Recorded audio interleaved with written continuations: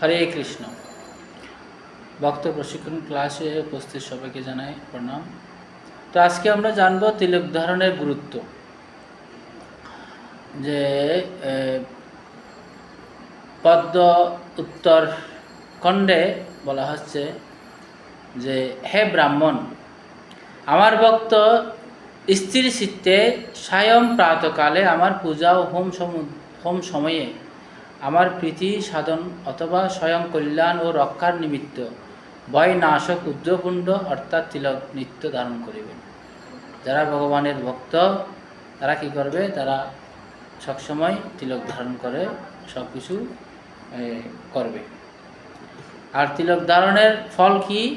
তিলক যজ্ঞদান তপস্যা জপ হোমাদি কচ্ছয়ৎ উদ্যপুণ্ড ধর কুর্যাত তস্য পুণ্য মনন্তকম।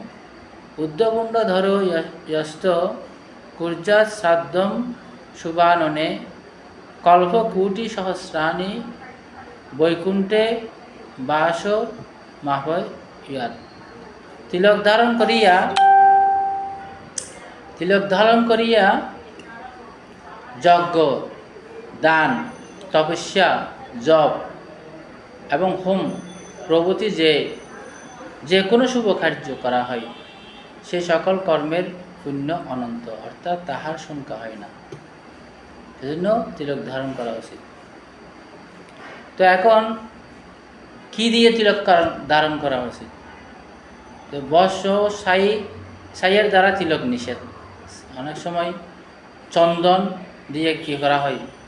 তিলক ধারণ করা হয়, বা বর্ষ ছাই দিয়ে করা হয়, এগুলো নিষেধ।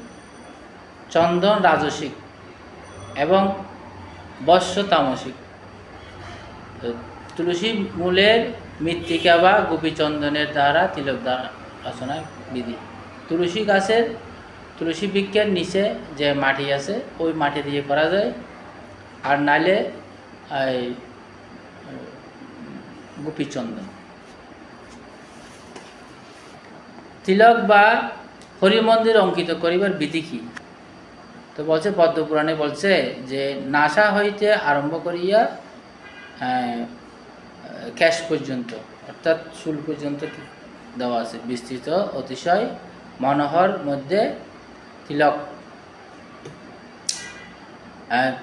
ছিদ্রযুক্ত তিলক তাহাকে হরি মন্দির বলিয়া জানিবে। তো বলছে যে তিলকের বাম পার্শ্বে ব্রহ্মা, দক্ষিণে সদাশিব এবং তার মধ্যে বিষ্ণু অবস্থিত করেন। অতএব মধ্যভাগ লেপন করিবে না। আমাদের তিলক দিতে হয় এভাবে, মানে মাঝখানে কোনো কিছু দেওয়া যাবে না। কেন? দুই পাশে, এক পাশে ব্রহ্মা, এক পাশে শিব থাকে, আর মাঝখানে শিব বিষ্ণু থাকে। সেজন্য তিলক দেওয়ার সময় আমাদের এভাবে এই সিস্টেমে দেওয়া উচিত। অনেকে তিলক দেয় এভাবে তিনটে দাগ দেয়, এগুলো অন্য সম্প্রদায়।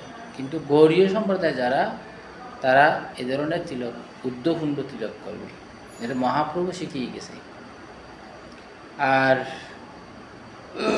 কতটুকু দিতে হবে? 10 আঙ্গুল। যে তিলকের পরিমাপ 10 আঙ্গুল তাহাকে অতি উত্তম বলা হয়। 9 আঙ্গুল মধ্যম, আর 8 আঙ্গুল পরিমাণ কনিষ্ঠ বলিয়া কথিত হয়।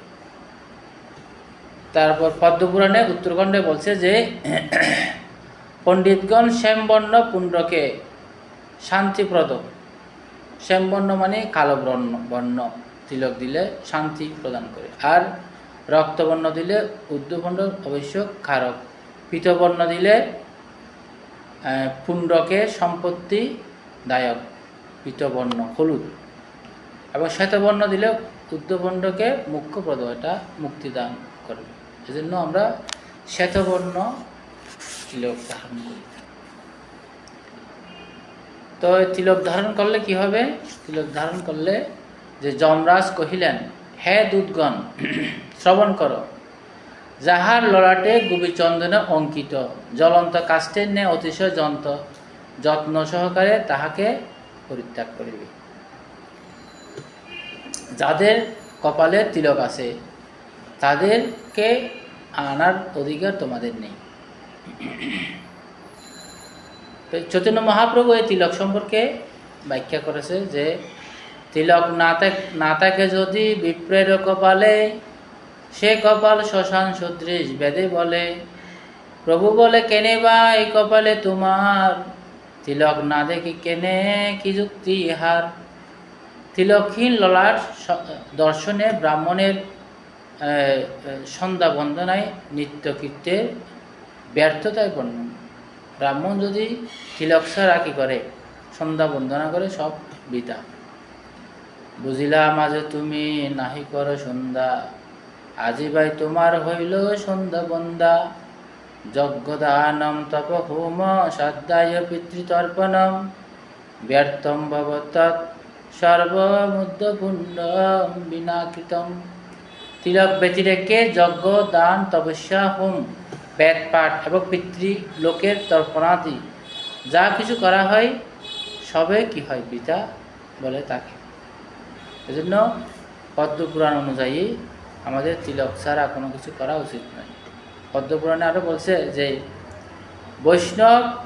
বৈষ্ণবানম ব্রাহ্মণানাম উদ্যপুণ্য বিধীয়তে অন্যেয়ন্ত ত্রিপুণ্ডম সাধিথি ব্রহ্মা বিদু বিদু।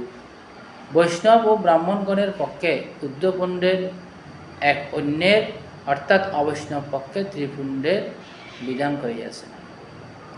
এজন্য তিলক আমাদের অবশ্যই ধারণ করা উচিত।